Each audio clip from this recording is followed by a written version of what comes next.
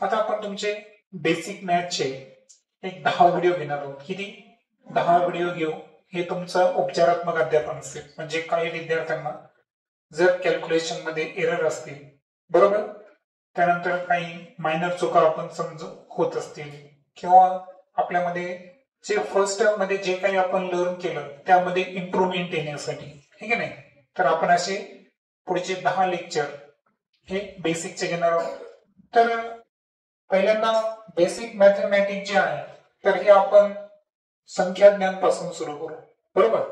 म्हणजे तुम्हाला जे नंबर्स आहेत हे नंबरचं प्रॉपर रीडिंग आणि रायटिंग करता आलं पाहिजे, बरोबर. तर लक्षात घ्या, जसं की मी एक संख्या इथे लिहितो, ती संख्या आहे 20529. ओके. आता हे मी संख्या जी आहे तर या संख्येचं आपल्याला प्रॉपर रीडिंग पण करता आलं पाहिजे आणि रायटिंग पण करता आली पाहिजे, बरोबर. तर काय करायचं लक्षात घ्या की संख्येचं पहिलं स्थान काय असतं? एकक, वन्स, आणि दुसरं काय असतं? दशक, टेन्स. तर कधी पण एकक आणि दशक म्हणजे वन्स आणि टेन्स यांना सोबत रीड करायचं. काय करायचं? सोबत रीड करायचं. म्हणजे पहा, इथं 2 दशक आणि 9 एकक आहे, बरोबर. तर हे किती झाले? 29. इंग्रजीमध्ये त्याला काय म्हणू आपण? 29. काय म्हणू? 29. त्यानंतर संख्येचं तिसरं स्थान आहे शतक. काय आहे? शतक जे आहे ना, जसं की मी तुम्हाला सांगितलं, हे स्थान आहे वन्स आणि हे स्थान कोणतं आहे? टेन्स. तशा पद्धतीनं संख्येचं तिसरं स्थान जे असतं ते काय असतं? 100. आणि म्हणून 100 स्थानला असल्यामुळं या ठिकाणी जसं आपण मराठीमध्ये 500 म्हणतो, बरोबर आहे का, तसं इंग्रजीमध्ये आपल्याला काय म्हणायचं? 500. काय म्हणायचं? 500. कारण 5 हा जो नंबर आहे तो कोणत्या प्लेसला आहे? 100 प्लेसला आहे. आणि त्यानंतर जे 1000 आणि 10,000 आहे, बरोबर आहे. संख्येचं चौथं स्थान कोणतं असतं? 1000. आणि संख्येचं जे 5वं स्थान असतं ते काय असतं? 10,000, बरोबर. तर ज्या पद्धतीनं आपण काय केलं होतं बरं, आता वन्स आणि टेन्सला सोबत घेतलं होतं, तसंच तुम्ही 1000 आणि 10,000 यांना सुद्धा काय करायचं? सोबतच रीडिंग करायचं. आणि त्याच्या समोर कोणता अंक घ्यायचा आपल्याला? 1000 हा अंक घ्यायचा. मग किती 1000 झाले? 20,000. किती 100? 500. आणि 20 प्लस 9 इज इक्वल टू 29. आणि म्हणून या संख्येचं रायटिंग करताना काय लिहिणार मी? 20,529. आता असं झालं की जी पुढची संख्या आहे तर ती आपण थोडीशी मोठी घेऊ.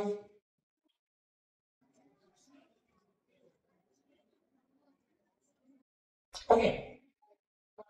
आता संख्येला राईट करण्याच्या अगोदर त्यांची स्थान निश्चिती करायची. काय करायची?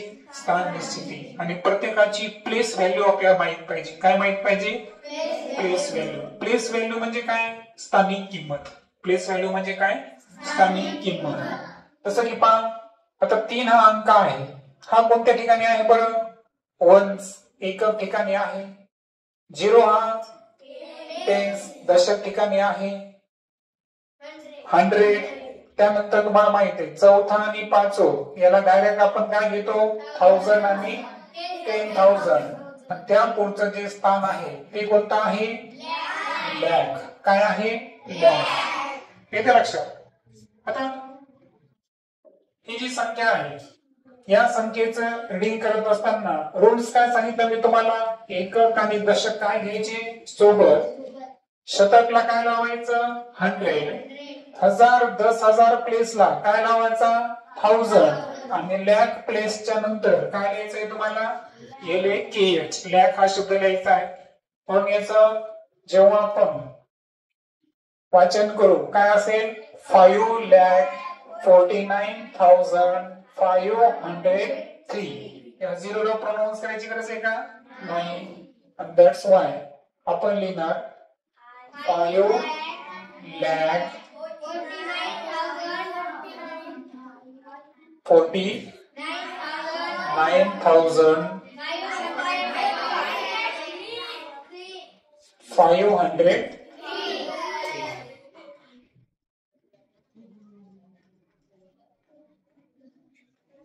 अशा पद्धतीनं हे संख्येचं वाचन आणि लेखन ही दोन्ही गोष्टी आपल्याला जमल्या पाहिजे. त्यानंतर संख्येच्या आपण बेसिक मध्ये पुढचं जे लर्न करू ते आहे प्लेस व्हॅल्यू. काय लर्न करायला आपण आता जी स्थानिक किंमत ज्याला म्हणतो आपण तर ही कशा पद्धतीनं फाइंड करायची हे सांगतो मी तुम्हाला. मी एक संख्या घेतो 5 अंकी. ओके तर 52,350. ओके सो ही एक संख्या आहे. आता एक लक्षात ठेवायचं आहे की जी वन्स प्लेसला व्हॅल्यू असते ती बदलत नाही. जर आपण इथं 5 हा अंक घेतला इथं मी काय गेलो नंबर आणि त्याची आपण प्लेस व्हॅल्यू फाइंड करणार. ओके आता 5 हा नंबर एका ठिकाणी आहे वन्स प्लेसला आहे त्याच्यामुळे त्याची व्हॅल्यू सुद्धा किती घेणार मी 5. 1 हा अंक दशक ठिकाणी आहे म्हणजे टेन्स म्हणजे तो 10च्या पटीत आहे 10 टाइम्स. मग त्याला आपल्याला 10 ने गुणायचं आहे ना किंवा त्याच्या समोर एक शून्य लिहायचं आहे. म्हणून 1 या अंकाची जी स्थानिक किंमत असेल ती किती असेल 10. 3 हा जो नंबर आपण पाहिला हा 100 प्लेसला आहे. याचा अर्थ त्याची जी किंमत आहे ती 100 टाइम्स आहे. जसं इथं 3 म्हणलो तर 3 टाइम्स 100 म्हणजे 3 ला 100 ने आपल्याला गुणायचं तर ती आन्सर किती 300. आणि म्हणून 100 प्लेसवर जर संख्या असेल है ना शतक स्थानावर संख्या असेल तर त्याच्या समोर आपल्याला 2 शून्य लिहायची. 2 शून्य लिहायचा उद्देश काय की आपण त्याला 100 ने गुणायचं आहे. आणि त्यामुळे 3 या संख्येची जी प्लेस व्हॅल्यू किती असेल 300. त्यानंतर 2 हा जो अंक आहे जो की 1000 प्लेसला होता दशक स्थानावर 1000 स्थानावर तर हा याची प्लेस व्हॅल्यू काढताना आपल्याला 1000 प्लेस म्हणजे 1000 टाइम्स घ्यायचं आहे. म्हणजे याचा अर्थ 2000 इंटू 1000 किती होतील 2000. आणि म्हणून 2 हा अंकाची जी स्थानिक किंमत आहे ती किती येईल 2000. आणि फायनली घेऊ आपण 5 हा अंक हा टीटी म्हणजे काय 10,000 आहे. आणि 10,000 न टाइम्स आपल्याला तो अंकाची काय घ्यायची आहे प्लेस व्हॅल्यू घ्यायची आहे. म्हणून 5 या अंकाची स्थानिक किंमत 50,000 म्हणजे 50,000 असेल. येते लक्षात. सो हा जो आपण इथे एक नंबर घेतला होता 52,350. यामध्ये आपण पहिल्यांदा काय पाहिलं की वाचन करताना एकक आणि दशक सोबत त्यानंतर 100 प्लेसला 100 लावायचा 1000 आणि 10,000 सोबत वाचायचे. म्हणून याचं रीडिंग कसं केलं आपण 52,315. त्यानंतर प्रत्येकाची स्थान निश्चिती केल्यानंतर स्थानानुसार आपण त्याची काय काढली प्लेस व्हॅल्यू काय काढली place value. Okay next lecture मध्ये आपण एक्सपांडेड फॉर्म बद्दल डिस्कस करू.